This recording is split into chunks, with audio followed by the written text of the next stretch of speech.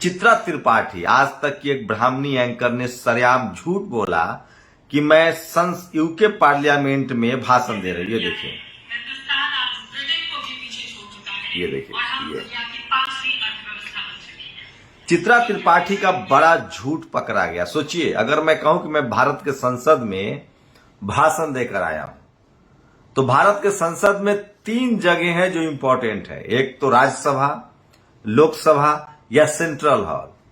वहां कई कैंटीन है। अब मैं पार्लियामेंट के कैंटीन में जाके भाषण दे आऊं और कहूं कि मैं संसद में दे के आया हूं, तो आपको कैसा लगेगा? चित्रा त्रिपाठी ने यही किया है और ये पोल खोला है दिलीप मंडल ने। सोचिए, ब्रिटेन जाकर मुगलों के दौर की अर्थव्यवस्था की तारीफ कराई भारतीय टीवी एंकर। वैसे यूके की मुख्य संसद नहीं है ये, न तो हाउस ऑफ कॉमन्स है न हाउस ऑफ लॉर्ड्स।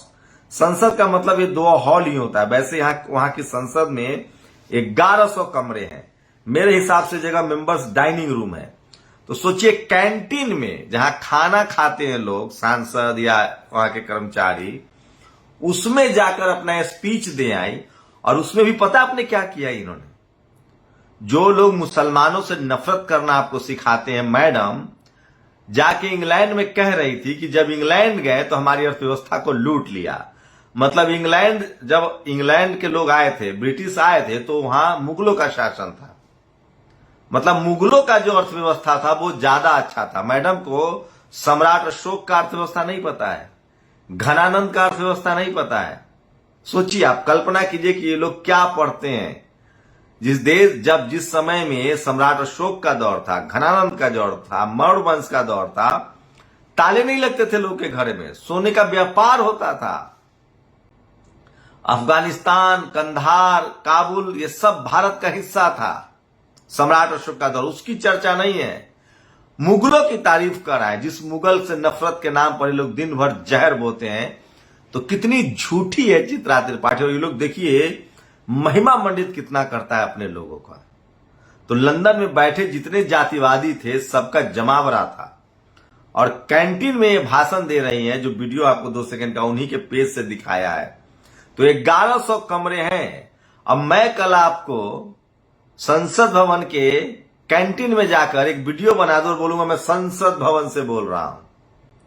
तो झूठ का मतलब ये लोग ना दुकान है, चलता फिरता दुकान है लोग झूठ का। मुझे लगता है शर्म नहीं आती होगी, आंखों में पानी नहीं आता होगा।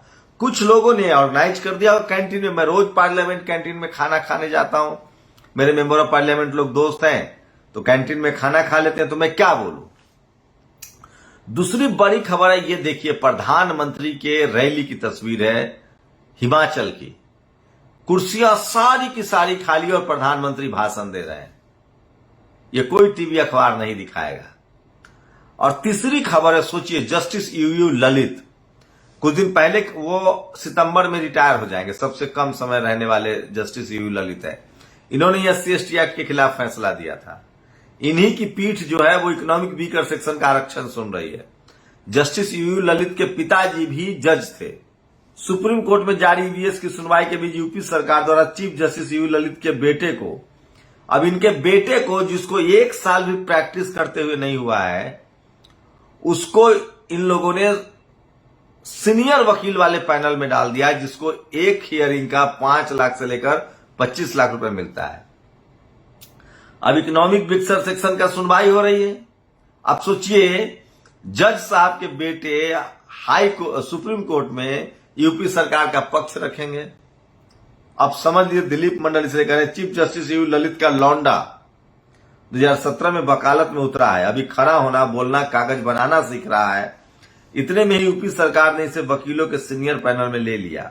अब बेचारे ललित बीजेपी केंद्र या यूपी से जुड़े मामले में क्या ही न्याय कर पाएंगे।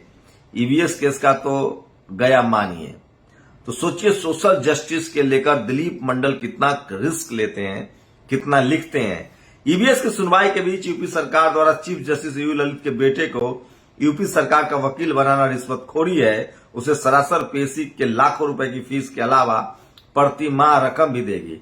ललित को EVS के मामले की सुनवाई से खुद को अलग करना चाहिए, ये दिलीप मंडल कह रहे हैं। और सोचिए, जब सवर्ण हिंदू बहस कर रहे थे कि विधवाओं को जलाना है, नहीं, उस दौर में ज्योतिबा फुले ने 24 सितंबर को 1873 को सत्यशोधक समाज की नींव रखी। इस संगठन ने सभी जातियों की शिक्षा, खासकर स्त्री शिक्षा, बिना ब्राह्मण बुलाए शादी बालिका। लेकिन इससे भी बड़ी बात मैं आपको बताने जा रहा हूं, ये सोचिए, जेपी नड्डा कितना बड़ा झूठा है। उसने कह दिया कि मदुरई में एम्स बन रहा है और उसके 90% 95% काम पूरे हो गए। वहां कांग्रेस का एक सांसद पहुंच गए और उन्होंने फोटो दिखा दिया कि यहां तो कुछ है ही नहीं। आप सोचिए लोग कितना झूठ बोल के राजनीति करते हैं, आप अंदाजा नहीं लगा सकते हैं। और आज भले समय बीत गया हो, लेकिन एक खबर जो है राजेंद्र प्रसाद सिंह जी ने जो लिखा है, मैं चाहता हूं कि मैं आपको वो पढ़ के सुनाऊं। सोचिए, सत्यशोधक समाज की स्थापना ज्योतिबा फुले ने 24 सितंबर को ही क्यों किया था? छत्रपति शिवाजी महाराज का इतिहास में 24 सितंबर, छत्रपति शिवाजी महाराज का राज्याभिषेक 2 बार हुआ था। पहला 6 जून को और दूसरा 24 सितंबर को। पहला राज्याभिषेक अशुभ था और दूसरा राज्याभिषेक शुभ था। ज्योतिराव फुले को इतिहास की गहरी समझ थी, इसलिए उन्होंने सत्यशोधक समाज की स्थापना 24 सितंबर को की थी। शिवाजी का 24 सितंबर को हुए दूसरे राज्याभिषेक के रहस्य को इतिहासकार आज तक समझ नहीं पाए। उसे फुले बहुत पहले समझ गए थे। शिवाजी महाराज का पहला राज्याभिषेक वैदिक रीति से और दूसरा अवैदिक रीति से हुआ था। जय ज्योति। और अब निजी कंपनियां भी कर सकेंगी अनाज का भंडारण। तो साहब ने तय कर लिया है कि अडानी को नंबर 1 बनाना ही है। और आपको पता है एक खबर, एंटिलिया जो अनिल अंबानी के भाई मुकेश अंबानी का घर है, उसका केस सुप्रीम कोर्ट में चल रहा है। वो एक अनाथालय की जमीन थी, करीम खोजा की जमीन पर मुकेश अंबानी का 27 मंजिला आवास एंटिलिया खड़ा है। वह कभी अनाथालय हुआ करता था, पहले बता चुका। आगे सुनिए, अनाथालय की जमीन मुकेश अंबानी की company Antilia commercial private limited ने 21 करोड़ रुपए में खरीदा था, जबकि उस वक्त उस जमीन की कीमत 150 करोड़ रुपए थी। मतलब ऑल्ट माउंट रोड पर मौजूद बेहद कीमती जमीन मुकेश अंबानी को बेहद सस्ते दाम में मिल गई। अनाथालय चलाने वाला खोजा ट्रस्ट ने मुकेश अंबानी को इतनी महंगी जमीन क्यों इतने कम दाम में बेच दी? यह समझाने की जरूरत नहीं है। जब सिस्टम आपका गुलाम हो तो महज कुछ सालों में दुनिया का दूसरा सबसे अमीर शख्स भी बना जा सकता है। चूंकि वक्फ बोर्ड ने विरोध किया, इसलिए अनाथालय चलाने वाले ट्रस्ट ने मुंबई के चैरिटी कमिश्नर से अनुमति मांगी। चैरिटी कमिश्नर ने चैरिटी दिखाती और तुरंत खरीद बिक्री की इजाजत दे दी। जमीन अंबानी की झोली में आ गिरी। जिस वक्त अंबानी ने अनाथालय की जमीन खरीदी, उस वक्त केंद्र में अटल बिहारी वाजपेयी की सरकार थी। प्रमोद महाजन तब पीएमओ और अंबानी के बीच गो बिटवीन हुआ करते थे। प्रमोद महाजन ने अटल बिहारी वाजपेयी से धीरू भाई अंबानी को भारत रत्न देने की सिफारिश की थी।